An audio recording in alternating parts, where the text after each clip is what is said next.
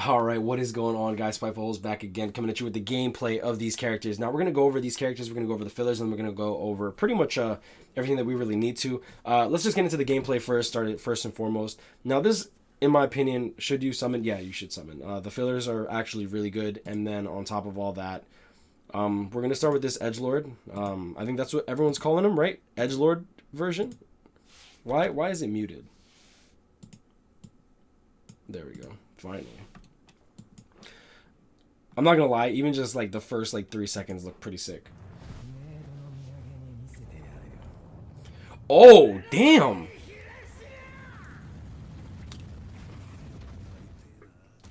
I was not expecting him to have a fucking island. Okay.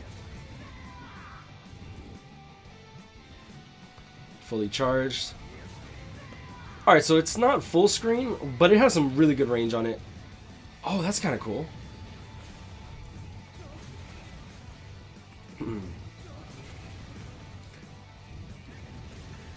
So he's not gonna kill fast. Like he's gonna kill, but like as you can see, like the way that his strong attacks go, his strong attacks come out pretty slow. That's not necessarily a bad thing. Like aesthetically, the character looks gorgeous, which I think is probably the most important part of it. And him having a little flying island. What's good is he still has relatively good range, even if it's uncharged. So that's good. That's definitely a positive. He definitely has more range when it's charged. The second strong attack, like, you see the projectile? I don't know if you can move. You see how when he does his second strong attack, he extends his hand, which means that he's still mid-animation. Aesthetically, he looks sexy as hell, though. Like, even... Alright, the end of his nat is kind of cool. I like that. That's a nice touch to it. I thought it was just gonna be his balls of fire. Yeah, but... Yeah, you see how he extends his hand? Okay. I mean, am I impressed with him? Yeah, I mean, the animations and stuff look good. He's nothing, like... I don't think that he's anything crazy, right? In comparison to what we've already gotten and stuff. Like, what is he? He's a Soul Reaper Hollow, which is already really good because we need more of those. He's a Mind Unit, so if you don't have White Zangetsu, you can fill that void. And he's also an Arankar killer. So he's going to be viable in a lot of facets of PvE, which is good. I don't think he's going to really be doing much in guild quests, personally speaking. Yeah, overall, I mean,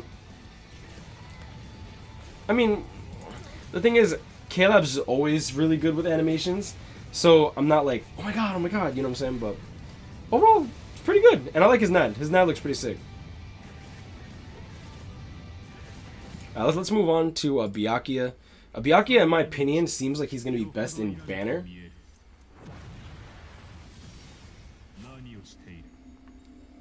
Oh, of course. Of course, they made him Ultimate Husbando. Okay.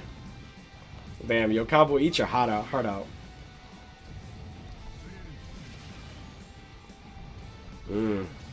Second strong attack is a little slow. Good lunge. Quick, nothing like too crazy on the first strong attack, that's good. Now his third strong attack is a full screen, which is good, and he has paralysis on everything with Frenzy. Damn it. I'm still sick, but I'm trying to push through. I like how he has like his royal outfit on. That's too funny. Their strong attack looks good. It is full screen. Second strong attack I feel is a little slow. And he's not killing anything, which is sad. He doesn't have killer on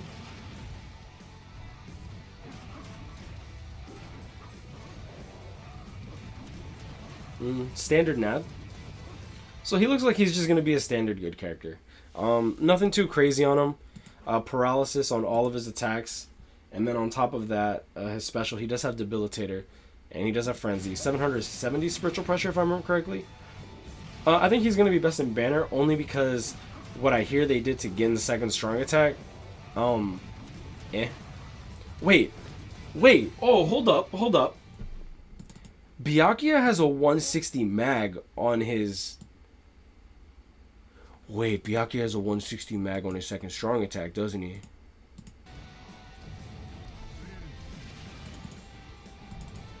Yo, hold up. I need to see this right now. Yo, Soldex, where you at, boy?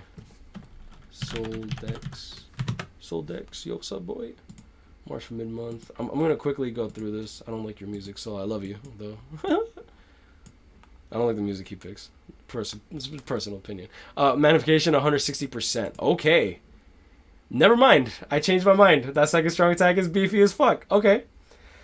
It looked like Momo's second strong attack, which it's not very good. And then he has paralysis. And now the reason that that's important, this paralysis and then the second strong attack with a 160 mag. The 160 mag, I was I was wrong. I was wrong with the second strong attack of Byakuya and Gin. 160 mag is 1,000 Year Blood War Shunsui and Tag Team Koga. And the reason that that's important is that Mind Jushiro, he has paralysis and freeze on all of his attacks. Now, Byakuya having paralysis is pretty much the same thing.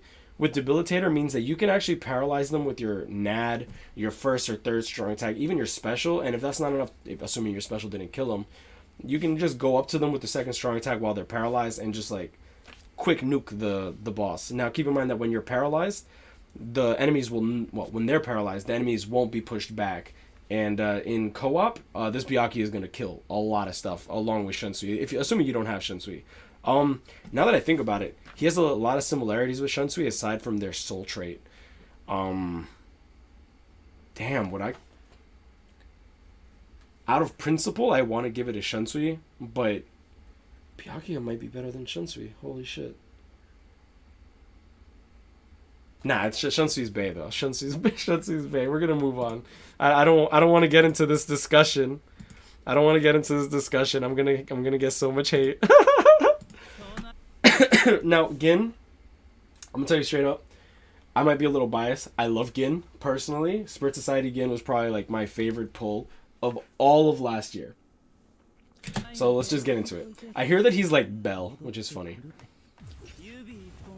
Oh, okay, I see why they called him Bell. Just because he has his little blade, his knives. That's cool, I like that. And his little hat goes back too. Ooh! Oh, that third strong attack looks sexy as fuck. And poison on everything, poison resistance.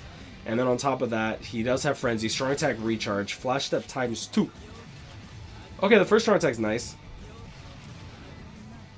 I like how I was gushing at the third strong attack that I totally missed the second one. His NAD is pretty fast. I like his NAD. That's nice. I want this Gin.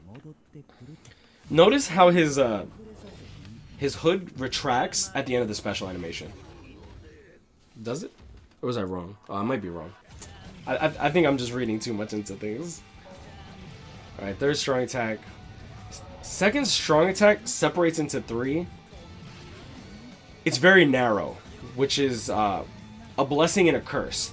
Considering the magnification is 180%, it being narrow is not necessarily a bad thing because that means that it's going to deal significantly more damage to the units that are in front of you.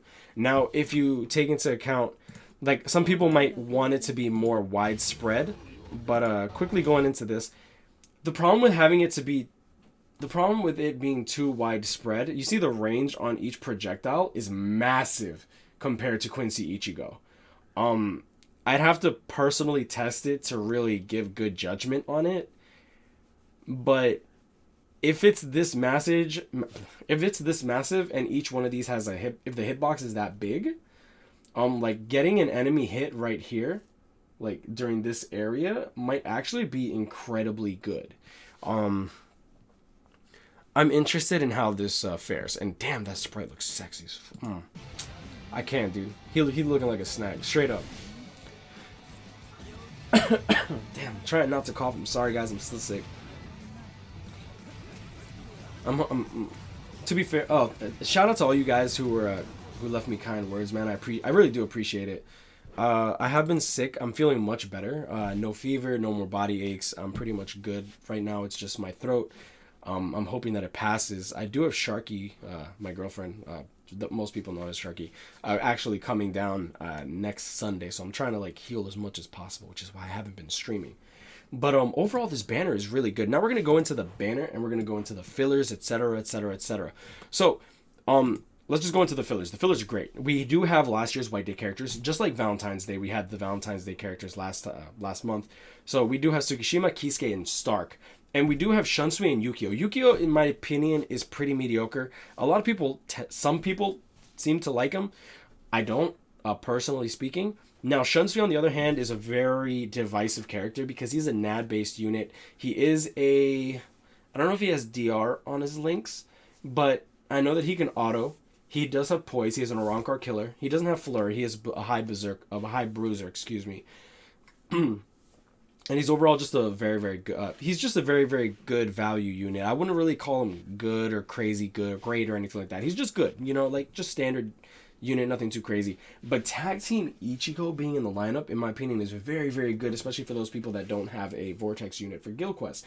And the reason that that's important, in my opinion, is there's a lot of people that just can't score well simply because they don't have a Vortex unit. Like, I think that, like, for my guild, personally, I'm just score 170k daily, which isn't necessarily hard to do if you have, like, units that can clear guild quests relatively quickly. Like, I literally I do my 3 guild quests, I get, like, 172 to 176k, depending on the bonus units. I don't really take it too seriously. I really don't care. But I mainly just do it for the orbs, personally. Like, there's no real challenge in guild quests. So getting Tag Team Ichigo was definitely going to be really clutch. I know a lot of people that desperately need him or Rangaku, so him being in the filler instead of Rangaku, great. In my opinion, that's great. I'm personally 1 of 9 in this banner, so I'm probably going to go all in. I'm not really expecting to get anything. I only have 500 orbs, so like I'm really not expecting anything, but whatever. I mean, it is what it is. And going into the ticket, I will personally be buying the ticket, so I'm going to tell you that straight up. Now, going into this, you have a 40% chance featured, all 6. The reason that they say featured all 6 is that all 6 White Day characters are in this pool. And the reason that that's important to note is that you have a 40% chance of getting a White Day character, and you also have a 60% chance of getting a premium character. Do we call them premium characters? I don't know, but you have a 20% chance of getting Gin, Byakuya, or Stark. I just like Stark, my bad. Gin, Byakuya, or White Ichigo. Okay, well, I mean, I guess it is a 20% chance to get one of those 3. You know, it's semantics, whatever. A lot of people get triggered that there's 116 people in the premium pool, like, that you could get as filler. The reason that I think that this is fine, and I call K-Lab out on all their crap. You guys know me. But back in the day, whenever we got a 5-star ticket, there was 15 characters. Back in the day, it was 3 out of 15, 20% chance to get a banner character. So that has not changed, right? But the reason that this is good is that there was a lot of times that I would personally see that filler pool, and it would be, okay, 3 banner units and 12 characters that I already have, or 10 characters that I already have and 2 characters that I don't have that are garbage. I've gotten Ginjo, I've gotten Tsukishima, and it was a 1 in 15 chance to get those. I would much, much, much rather have this 1 in 116 chance.